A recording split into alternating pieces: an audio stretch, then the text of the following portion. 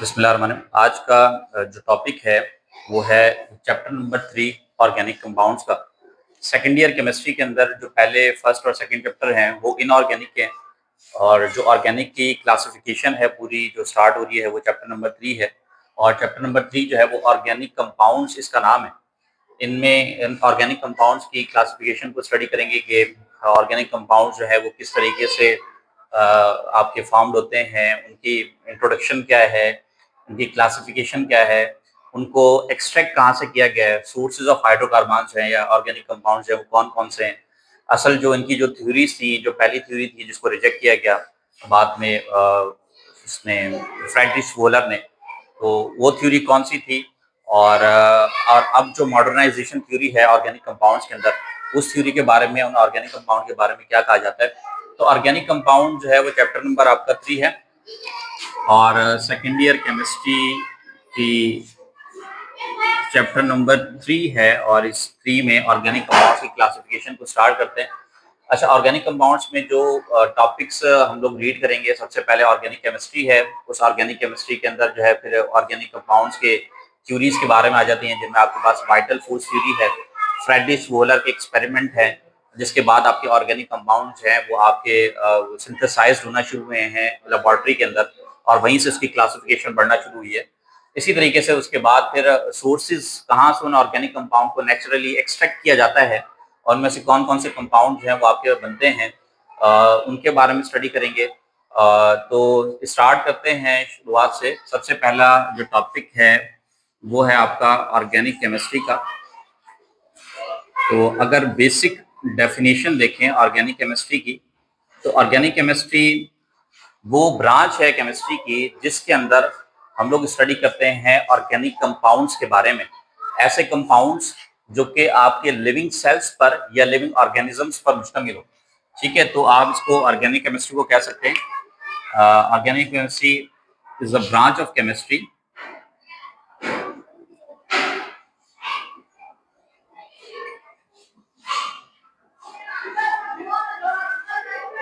that deals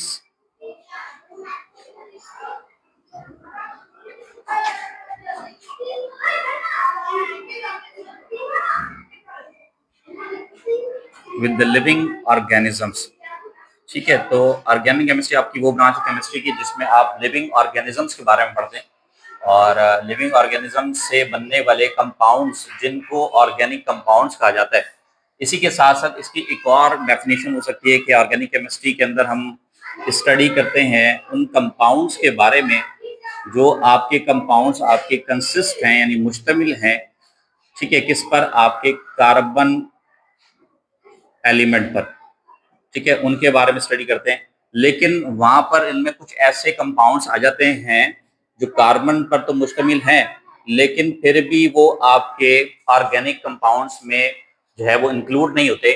उनमें कौन कौन से हैं, जैसे कि आपके पास कार्बन मोनोऑक्साइड है, और कार्बन मोनोऑक्साइड की प्रोडक्शन होती है जब कहीं भी इनकम्प्लीट कंबशन, अगर कहीं कंबशन प्रॉपर तरीके से नहीं हो रही है, तो उसमें जो आपका मेन पॉल्यूटेंट जो आपका प्रोड्यूस होता है, जो इन्वायरमेंट को अफेक्ट करता है, वो प्रोड्यूस होता है कार्बन मोनोऑक्साइड, जो कि इनकम्प्लीट कंबशन से होता है। ठीक है, दूसरा एक और प्रोडक्ट है जो कि आपके ऑर्गेनिक कंपाउंड्स में शामिल नहीं होते, कार्बन डाइऑक्साइड।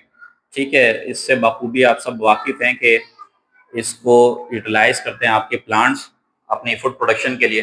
ठीक है, फिर इसी तरीके से आपके कार्बोनेट्स आइन है। ठीक है, और कार्बोनेट्स आपको मैग्नीशियम कार्बोनेट से भी बनते हैं, मिलते हैं, या फिर आपके कैल्शियम कार्बोनेट जिसको लाइमस्टोन भी कहा जाता है। ठीक है, और इससे आपके ये कार्बोनेट्स जो हैं वो आपके एक्सट्रैक्ट होते हैं।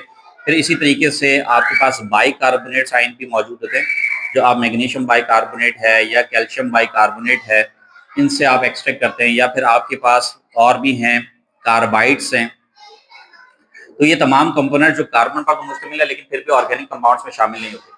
ठीक है, तो इनके अलावा जो कंपोनेंट्स आपके कार्बन पर मुश्तमिल हैं या कार्बन और हाइड्रोजन पर मुश्तमिल हैं, जिनको हाइड्रोकार्बन्स भी कहते हैं, तो वो आपके ऑर्गेनिक कंपाउंड्स में इंक्लूडेड होते हैं। तो ऑर्गेनिक केमिस्ट्री आपकी वो ब्रांच है केमिस्ट्री की जिनमें आप उन कंपाउंड्स के बारे में स्टडी करते हैं जो कार्बन और हाइड्रोजन पर मेनली कंसिस्ट हो, जिनकी प्रॉपर्टीज ऑर्गेनिक कंपाउंड्स की प्रॉपर्टीज से रिलेट करती हूँ, तो उनके बारे में स्टडी करने को ऑर्गेनिक केमिस्ट्री कहते हैं। अच्छा, अब इस ऑर्गेनिक केमिस्ट्री में दो थ्योरीज हैं। इनमें सबसे जो पहली थ्योरी है, जिसको हम नाम देते हैं किसका, वाइटल फोर्स थ्योरी का। और वाइटल फोर्स थ्योरी जो कहता है, और ये दी है बर्जिलस ने, ठीक है भाई। बर्जिलस केमिस्ट भी रहा है, साइंटिस्ट भी रहा है, और इसने जो थ्योरी दी है वो कहता है कि जितने भी आपके ऑर्गेनिक कंपाउंड्स हैं, जितने भी आपके दुनिया के अंदर आपके ऑर्गेनिक कंपाउंड्स हैं, उसको आप ऑब्टेन कर सकते हैं, ठीक है, ओनली फ्रॉम नेचुरल सब्सटेंसेस, ठीक है, या उनको आप नेचुरली आप ऑब्टेन कर सकते हैं, ठीक है। तो किसी भी चीज़ है, कोई भी ऑर्गेनिक कंपाउंड्स हो, उसको सिर्फ नेचुरली आप ऑब्टेन कर सकते हैं, उसको मसनूई तौर पर लेबोरेटरी के अंदर सिंथेसाइज नहीं कर सकते, ठीक है। जैसे कि आपके पास यूरिया है, पुराने ज़माने में डंग जो है वो अमूमन तौर पर इस्तेमाल किया जाता था खाद के तौर पर, और इसी तरीके से आपके पास ग्लूकोज है, ठीक है। इसी तरीके से आपके पास पेट्रोलियम है, इन पेट्रोलियम में आपके पास नेचुरल गैस भी आ जाती है, ठीक है। और बहुत सारी आपके प्रोडक्ट्स हैं। ये वो प्रोडक्ट्स हैं जो आपके पास अमूमन तौर पर कुदरती तौर पर आपको हासिल होती हैं, और यही प्रोडक्ट्स आपकी जो है वो ऑर्गेनिक कंपाउंड्स भी कहलाती हैं। तो बर्जिलस का कहना था कि जितने भी आपके ऑर्गेनिक कंपाउंड्स हैं वो सिर्फ आप उनको नेचुरली ऑब्टेन कर सकते हैं, उसको मसनूई तौर पर लेबोरेटरी में सिंथेसाइज नहीं कर सकते। लेकिन इस थ्योरी को जो डिस्कार्ड किया या गलत करार दिया, वो किसने दिया, फ्रेडरिच वॉलर ने। और फ्रेडरिच वॉलर जो है उसका एक एक्सपेरिमेंट है, और वो एक्सपेरिमेंट क्या है, उसने यूरिया को अनइंटेंशनली प्रिपेयर किया, किससे, एक इनऑर्गेनिक मटेरियल है अमोनियम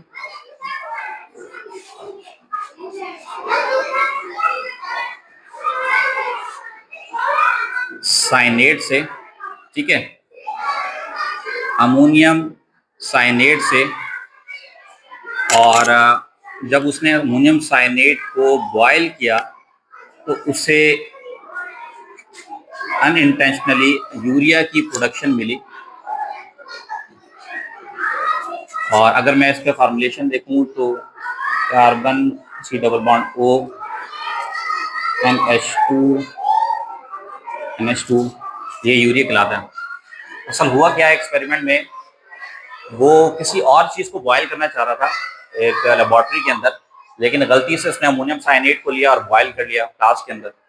तो जब बॉयल किया तो उसने देखा कि वाइट कलर के पाउडर्स जो हैं वो उसके फ्लास्क में ऑब्टेन हुए। तो उसने कहा कि भाई ये तो प्रोडक्ट नहीं मिलनी चाहिए थी। लेकिन फिर जब उसने देखा कि मैंने किस चीज़ को बॉयल किया है, तो उसे पता चला कि वो क्या है, आपका अमोनियम साइनेट है।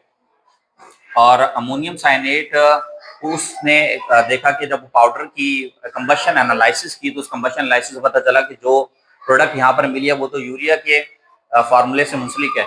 इसलिए उसने उस एक्सपेरिमेंट को दोबारा जो है परफॉर्म किया, और दोबारा परफॉर्म करने पर भी उसको वही सेम प्रोडक्ट मिली। और उसके बाद जो एक डेफिनेशन थी ऑर्गेनिक कंपाउंड्स की, वो चेंज हुई, और उसने कहा कि ऑर्गेनिक कंपाउंड्स अमूमन तौर पर वो कंपाउंड्स कहलाते हैं जो आपके मेनली आपके कंसिस्ट हों किस पर, हाइड्रोकार्बन्स पर, ठीक है। यानी उनमें मेनली आपके दो एलिमेंट्स हैं, कार्बन और हाइड्रोजन। अगर किसी भी ऑर्गेनिक कंपाउंड, कोई भी कंपाउंड हो, वो अगर कार्बन और हाइड्रोजन पर मुश्तमिल है तो वो आपका ऑर्गेनिक कंपाउंड कहलाएगा। और उसके बाद फिर पूरी क्लासिफिकेशन जो है वो आपकी चेंज हुई। तो अमोनियम साइनेट जो था वो क्या था, एक आपका एक इनऑर्गेनिक मटेरियल है, और इस इनऑर्गेनिक मटेरियल को जो है लेबोरेटरी के अंदर जो है यूटिलाइज करके उसने एक ऑर्गेनिक मटेरियल बनाया। और उसके बाद फिर ये डेफिनेशन भी चेंज हुई है कि किसी भी ऑर्गेनिक मटेरियल को नेचुरली ऑब्टेन करने के अलावा हम उसको सिंथेटिकली लेबोरेटरी के अंदर किसी भी इनऑर्गेनिक मटेरियल से तैयार कर सकते हैं। और उसके बाद फिर क्लासिफिकेशन ऑर्गेनिक मटेरियल्स की बढ़ती गई। उनमें फिर कई सारे प्रोडक्ट्स जो कि आपके पास नेचुरली ऑब्टेन होती थी, उसको हमने सिंथेटिकली लेबोरेटरी में भी सिंथेसाइज किया। उसके बाद जो है फिर आगे चलते हैं दूसरे टॉपिक पर, और वो है आपका फॉसिल फ्यूल का।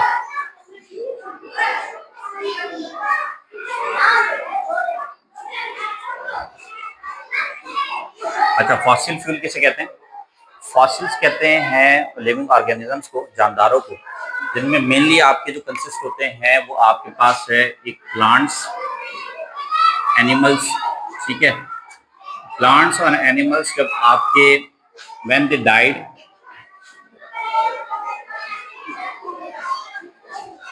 And buried by sedimentation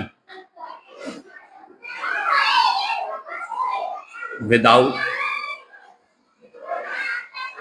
decomposition,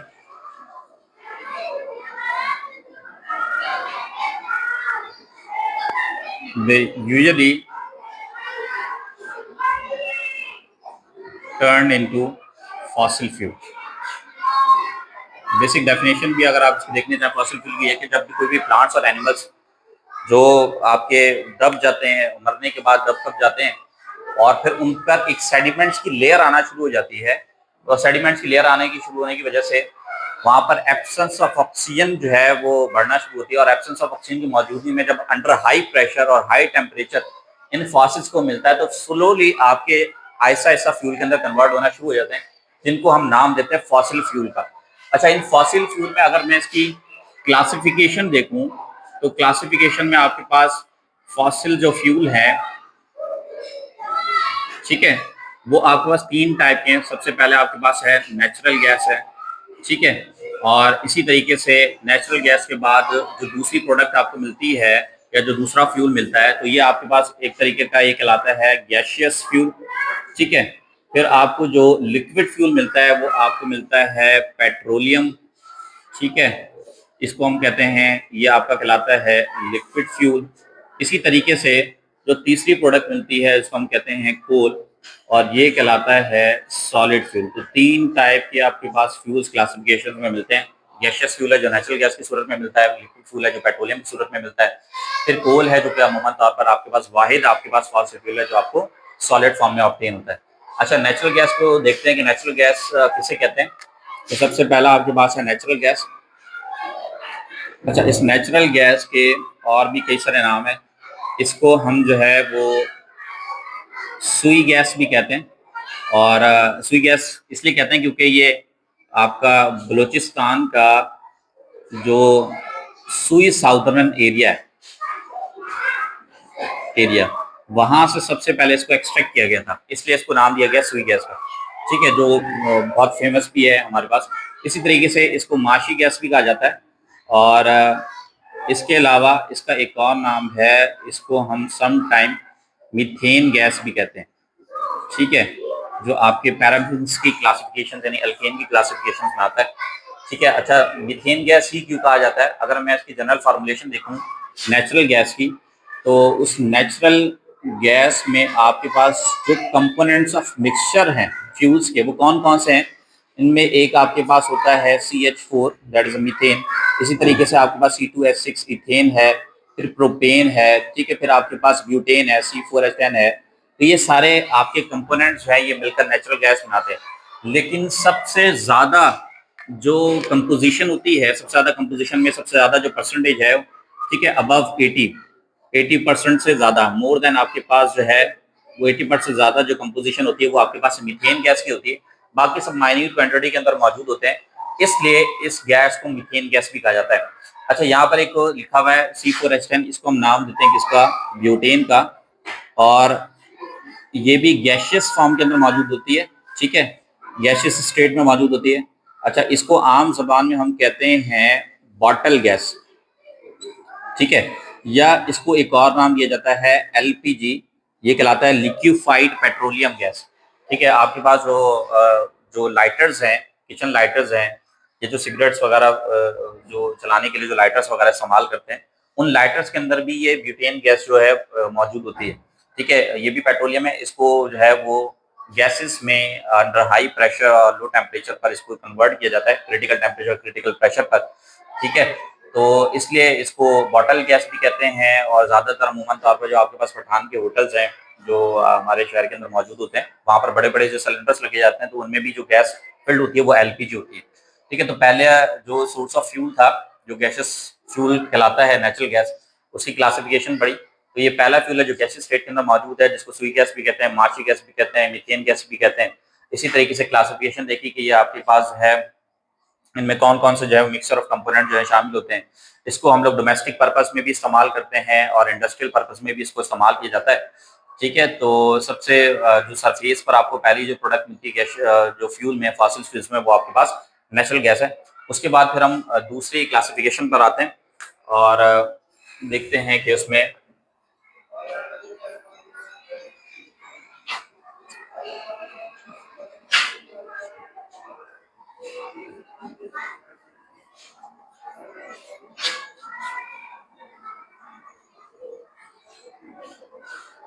अच्छा, नेचुरल गैस के बाद सेकंड नंबर पर आपके पास पेट्रोलियम है। और इस पेट्रोलियम को, अच्छा, पेट्रोलियम दो वर्ड पर मुश्तमिल है, एक है पेट्रा और दूसरा है ओलियम। अच्छा, पेट्रा का मतलब होता है रॉक और ओलियम का मतलब होता है ऑयल। ठीक है, इसलिए इसको हम नाम देते हैं रॉक ऑयल का। जो चट्टानी एरियाज हैं, चट्टानी इलाके हैं, पहाड़ी इलाके, तो वहां पर ये आपके पास जो पेट्रोलियम है वो मौजूद होता है, इसलिए इसको पेट्रोलियम भी कहते हैं और समटाइम्स इसको रॉक ऑयल भी कहा जाता है। अच्छा, इसका एक और नाम है, इसको हम क्रूड ऑयल भी कहते हैं, खाम तेल आम जबान में इसको कहा जाता है उर्दू में। ठीक है, तो ये रॉक ऑयल, और इसके अंदर तकरीबन आपके मोर देन 500 जो आपके पास ऑर्गेनिक कंपाउंड्स हैं वो आपके इसके अंदर मुश्तमिल हैं, इसमें मौजूद हैं। और इन 500 ऑर्गेनिक कंपाउंड्स को सेपरेट करने के लिए जिस प्रोसेस को यूटिलाइज किया जाता है उसको हम कहते हैं फ्रैक्शनल डिस्टिलेशन। ठीक है, और फ्रैक्शनल डिस्टिलेशन जो प्रोसेस है जिसको यूटिलाइज किया जाता है, ठीक है, और वो किस प्रिंसिपल पर बेस करता है, on basis of temperature differences. तो टेम्परेचर डिफरेंसेस की बिना पर मुख्तलिफ फ्रैक्शंस को अलहदा किया जाता है इस एक क्रूड ऑयल में से। जैसे आपके पास इस क्रूड ऑयल के अंदर आपके पास मीथेन गैस भी मौजूद है, या दूसरी एक गैस है, फॉर एग्जांपल आपके पास इसमें अल्कोहल भी मौजूद है। ठीक है, इसके अंदर इथेन भी है, ब्यूटेन भी है, प्रोपेन भी है, पेंटेन भी है, हेक्सेन है। आम जबान में इसको हम कह सकते हैं, यहाँ पर आपके पास पेट्रोल भी इसके अंदर मौजूद होता है। इसी तरीके से इसमें कैरोसिन ऑयल जो है, ठीक है, कैरोसिन ऑयल जिसको मिट्टी का तेल भी कहते हैं वो भी मौजूद होता है, डीजल है, ठीक है, पेट्रोल है, हेक्सेन है जिसको हम कहते हैं। तो ये तमाम चीज़ें जो है ये आपके इसमें मौजूद होती है और इनको इनका हर एक का एक पर्टिकुलर बॉइलिंग पॉइंट होता है। जैसे कि अल्कोहल है, उसका boiling point 79 degree Celsius temperature. तो जैसे ही इसको फ्रैक्शनेटिंग डिस्टिलेशन कॉलम के अंदर जब हम इस क्रूड ऑयल को इंसर्ट करते हैं, इंसर्ट करने के बाद जब हम इसको हीटअप करते हैं तो हीट होने पर हर एक आपका कंपोनेंट अपने अपने बॉइलिंग पॉइंट पर फ्रैक्शनेट होकर इन फॉर्म ऑफ वेपर जो है वो अलहदा हो जाता है। और अलहदा होने के बाद इसको हम अलहदा से सेपरेट कर लेते हैं, एक्सट्रैक्ट कर लेते हैं एज अ प्रोडक्ट के तौर पर। तो इस प्रोसेस को हम फ्रैक्शनल डिस्टिलेशन प्रोसेस कहते हैं। और ये जो पेट्रोलियम होता है ये आपका थिक ब्लैक कलर का लिक्विड होता है। ठीक है, और इसी थिक ब्लैक कलर के लिक्विड से ही आपके 500 से ज्यादा ऑर्गेनिक कंपाउंड को फ्रैक्शनल डिस्टिलेशन प्रोसेस के जरिए जो है उसको अलहदा किया जाता है। ठीक है, तो ये आपके पास दूसरा फॉसिल फ्यूल था। इसके बाद आपके पास तीसरा है और इसको हम कहते हैं कोल। और कोल जो है आपके बीनीथ अर्थ आपको मौजूद होता है। ठीक है, और इसी तरीके से ये आपका सॉलिड आपका फ्यूल है, सॉलिड फॉसिल फ्यूल है। ठीक है, और ये मेनली आपका जो कंसिस्ट होता है ये प्लांट्स बेस होता है। ऐसी बात है, जो आपके पास प्लांट्स हैं जो बड़े बड़े जो आपके ज़मीन में दब गए, तो वो आपका जो वुड है वो आहिस्ता आहिस्ता जो है वो अंडर हाई प्रेशर और टेम्परेचर वो कन्वर्ट होना शुरू हो जाता है किसके अंदर, आपका कोल के अंदर। तो अंडर हाई प्रेशर और हाई टेम्परेचर वो आपका जो प्लांट्स है वो किस में कन्वर्ट होता है, कोल में। अच्छा, कोल में भी फर्दर क्लासिफिकेशन आती है। तो जो कोल है उसकी क्लासिफिकेशन बेस करती है उसकी प्योरिटी पर, उसके अंदर मौजूद कार्बन के कंटेंट पर। तो कोल की क्लासिफिकेशन देखें तो सबसे पहले जो कोल की सरफेस ऑफ अर्थ पे, या आपके जो सबसे पहले जो सरफेस पर जो आपको मिलता है कोल, वो मिलता है आपके पास पीट। और ये पीट जो है वो आपका लो ग्रेड कोल कहलाता है। ठीक है, और इसके अंदर जो कार्बन की कंटेंट है वो तकरीबन तकरीबन 45 से 50% तक मौजूद होती है। इसलिए इसको अमूमन तौर पर हम लोग इस्तेमाल करते हैं डोमेस्टिक यूज़ में, ठीक है, घरों में हम लोग इस्तेमाल करते हैं, ठीक है। उसके बाद जब मज़ीद ये आप नीचे जाएंगे ज़मीन की सतह से, तो उसके बाद पीठ पर एक और क्लासिफिकेशन आपको मिलेगी, ठीक है, मज़ीद टेम्परेचर पर, वो आपको मिलेगा लिग्नाइट, ठीक है। इसके अंदर कार्बन के कंटेंट और ज़्यादा मज़ीद अच्छे होते हैं। फिर मज़ीद आप नीचे जाएंगे तो लिग्नाइट के बाद आपको मिलेगा सब बिटमिनस जो है, ठीक है, जो हमारे बुक के अंदर मौजूद नहीं है, वो सिर्फ बिटमिनस की बात करते हैं। तो सब बिटमिनस के बाद आपको मिलता है बिटमिनस, और उसके बाद जो आपको सबसे अच्छे और प्योर क्वालिटी का कोल मिलता है, इसको हम कहते हैं एंथ्रासाइट, ठीक है। और यानी प्योरेस्ट जो आपका कोल है, या आप इसको कह सकते हैं कि जो आपका हाई ग्रेड कोल है, जिसमें कार्बन के जो परसेंटेज या कंटेंट है वो सबसे ज़्यादा होती है, और तकरीबन 90 से 95% तक कार्बन कंटेंट मौजूद होता है, और मॉइस्चर कंटेंट बहुत कम होता है इसके अंदर। इसलिए इसके अंदर जो हीटिंग कैपेसिटी है वो बहुत ज़्यादा है, और ये ज़्यादा अमाउंट में आपकी एनर्जी जो है वो प्रोड्यूस करता है। इसलिए इस एंथ्रासाइड को हम लोग जो इस्तेमाल करते हैं वो इंडस्ट्रियल पर्पस के अंदर इस्तेमाल करते हैं। जैसा कि आपके पास थर पावर प्लांट है कोल के, थर में, तो वहां पर जो कोल इस्तेमाल किया जाता है for the production of energy, वो आपका एंथ्रासाइड है, ठीक है। तो ये आपकी तीन क्लासिफिकेशन थी फॉसिल फ्यूल में, पहला नेचुरल गैस, दूसरा पेट्रोलियम, और तीसरा आपके पास कोल, ठीक है जी। तो लेकिन ये है कि अगर मैं एज अ पॉल्यूटेंट्स की बात करूं, तो सबसे कम इमिशन जो पॉल्यूटेंट्स की होती है वो नेचुरल गैस के अंदर होती है। उससे ज़्यादा देखें तो आपको पेट्रोलियम में मिलेगी, और सबसे ज़्यादा जो पॉल्यूटेंट्स की इमिशन मिलेगी वो आपको कोल पर मिलेगी। तो पहले ज़माने के अंदर जो आपके पास जो ट्रेनें चला करती थी वो आप कोल पर चला करती थी, ठीक है, लेकिन उसकी कार्बन की इमिशन, कार्बन के कंटेंट जो बहुत ज़्यादा आपके एनवायरनमेंट में बढ़ रहे थे, उसकी वजह से फिर इसको रिप्लेस किया गया हमने दूसरे फ्यूल के ऊपर, ठीक है। तो फिर अच्छा, सोर्सेज ऑफ फ्यूल के अंदर हमने पहली क्लासिफिकेशन देखी फॉसिल फ्यूल, और फॉसिल फ्यूल में फर्दर जो क्लासिफिकेशन थी नेचुरल गैस की, पेट्रोलियम की और कोल की, उसको रीड आउट कर लिया। अब जो दूसरा है वो आपके पास प्लांट्स और एनिमल्स हैं, और प्लांट्स और एनिमल्स में आपको पता है कि प्लांट्स में जो अमूमन तौर पर आपकी क्लासिफिकेशन है वो आप कोल की फॉर्म में देखते हैं। उन कोल में से coal as a natural source के तौर पर आपके ऑब्टेन्ड होता है, ऑर्गेनिक कंपाउंड्स इसमें से निकलते हैं, ठीक है। और उस कोल के अंदर भी तकरीबन आपके 250 ऑर्गेनिक कंपाउंड्स हैं जो उसमें से एक्सट्रैक्ट किए जाते हैं। लेकिन उस कोल के लिए जो प्रोसेस हम लोग यूटिलाइज करते हैं वो फ्रैक्शनल डिस्टिलेशन नहीं कहलाता, वो कहलाता है डिस्ट्रक्टिव डिस्टिलेशन, जिसको इंशाल्लाह नेक्स्ट लेक्चर के अंदर जो है वो डिटेल स्टडी करेंगे। पूरा एक टॉपिक है, उसमें से 4 मेन कंपोनेंट्स निकलते हैं, उन कंपोनेंट्स को अलग कैसे किया जाता है वो इंशाल्लाह नेक्स्ट जो आपका लेक्चर है उसमें डिस्कस करेंगे। अच्छा, उसके बाद फिर हमारे पास एक और सोर्स ऑफ फ्यूल है जिसको हम नाम देते हैं आपके पार्शियल और टोटल सिंथेसिस। पार्शियल सिंथेसिस इसमें आ जाता है,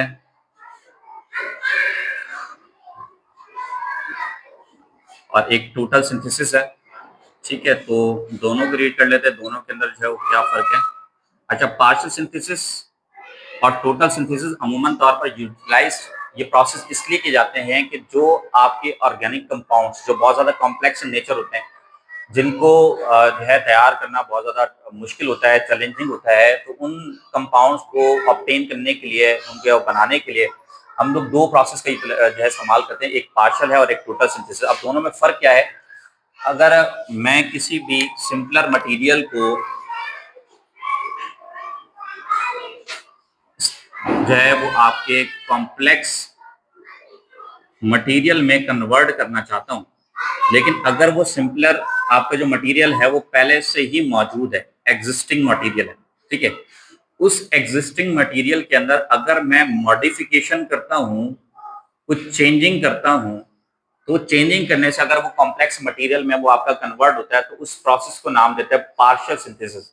यानी आपने इस काम को आधे से स्टार्ट किया, आपके पास पहले से कोई एक चीज मौजूद थी, उस चीज के अंदर आपने कुछ मॉडिफिकेशंस की, और मॉडिफिकेशन करने के बाद आपने उसको कॉम्प्लेक्स मटेरियल के अंदर कन्वर्ट कर दिया, तो वो सिंथेसिस आपका पार्शियल सिंथेसिस है। जैसे एक डेली लाइफ एग्जांपल देता हूँ कि आपके पास एक बाइक है, उस बाइक में आप उसके जो है वो पिकअप पॉइंट जो है वो आप उसका बढ़ाना चाह रहे हैं, या आप उसकी फ्यूल एफिशिएंसी अच्छी करना चाह रहे हैं, तो आप क्या करेंगे, उस बाइक के अंदर जो आपके पास पार्ट्स हैं उन स्पेयर पार्ट्स को आप चेंज करना शुरू करेंगे, आप उसको अल्टर कर देंगे, उस बाइक की एफिशिएंसी, उसकी स्पीड, उसका पिकअप पॉइंट अच्छा हो जाएगा।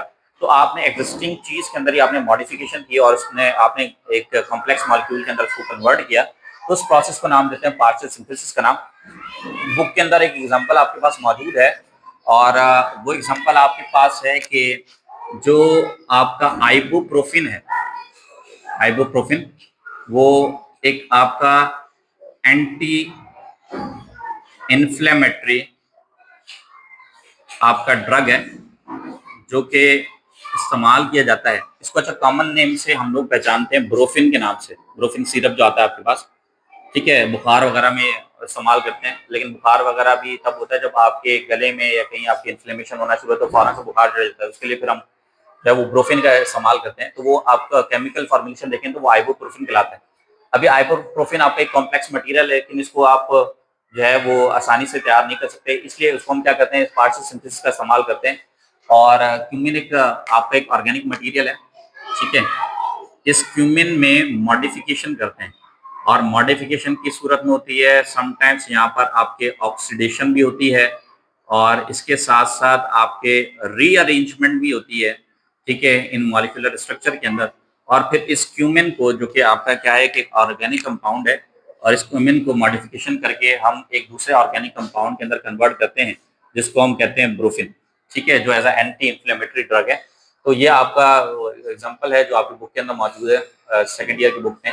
तो ये कहलाता है आपके पास पार्शियल सिंथेसिस। उसके बाद हम टोटल सिंथेसिस की बात करते हैं। टोटल सिंथेसिस के अंदर भी हमें क्या करना होता है कि आपका एक कोई भी सिंपलर मटेरियल है, उस सिंपलर मटेरियल को आपको एक कॉम्प्लेक्स या आपको टारगेटेड मॉलिक्यूल के अंदर जिसमें आप उसको कन्वर्ट करना चाह रहे हैं, ठीक है, उसके अंदर कन्वर्ट करना होता है। लेकिन फर्क ये है पार्शियल प्रोसेस सिंथेसिस के अंदर कि जो सिंपलर मटेरियल है जिसको आप कॉम्प्लेक्स मॉलिक्यूल में कन्वर्ट कर रहे हैं वो आपका स्टार्टिंग मटेरियल, यानी आप उस काम को नए सिरे से इस्तेमाल करें, यानी छोटे से यूनिट से आप उसको इस्तेमाल करेंगे और इस स्टार्टिंग मटेरियल को कई सारे आप सीरीज ऑफ स्टेप्स में, ठीक है, उन सीरीज ऑफ स्टेप में इसको केयरफुली आप असेंबल करेंगे कि कौन सा स्टेप पहले होना चाहिए और कौन सा स्टेप बाद में होना चाहिए। और फिर उस स्टार्टिंग मटेरियल को सीरीज ऑफ स्टेप में सही तरीके से असेंबल करने के बाद, ठीक है, उसको कई सारे प्रोसेस से गुजारने के बाद फिर आप उसको टारगेटेड मॉलिक्यूल के अंदर जो है वो आप कन्वर्ट करते हैं, ठीक है। तो इस प्रोसेस को नाम दिया जाता है टोटल सिंथेसिस, यानी हर एक चीज को नए सिरे से स्टार्ट करना और फिर इसको कॉम्प्लेक्स मॉलिक्यूल में कन्वर्ट करना, ठीक है। तो ये आपका कहलाता है टोटल सिंथेसिस। तो आपके बुक में एक एग्जांपल मौजूद है और वो है आपके एक टेक्सोल नाम की जो है वो आपकी ड्रग है।